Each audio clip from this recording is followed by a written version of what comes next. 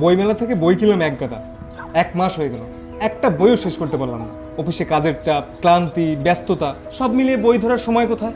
আচ্ছা ধর, তোর এই অবসর সময়ে কেউ যদি তোকে বই পড়ে শোনাতো তাহলে কেমন হতো? থেকে বের করে দে শুকনো ছেলে দিয়ে। কেউ আমাকে 2টা টাকা দিবে? হ্যাঁ, কেউ না।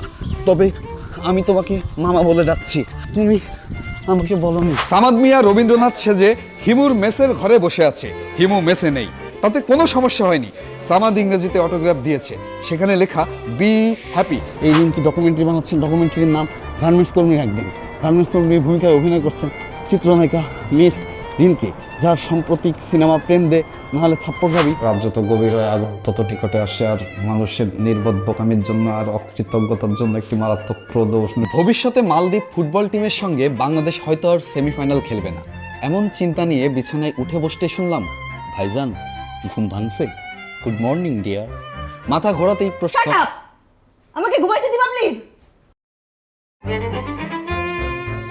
আরে ধুর, পাগল নাকি? এটা কি করে সম্ভব? আরে গাধা, কোনো মানুষ এসে তোকে বই পড়ে শোনাবে না, এটার জন্য কাব্যিক অডিও বুক আছে না? থ্রিলার, রোমান্টিক, মোটিভেশনাল, হরর, ধর্মীয় বা ক্লাসিক, যে কোনো মুডে যে কোনো ধরনের বই শুনতে এখনই ডাউনলোড করুন কাব্যিক, যেখানে শব্দেরা জীবন্ত।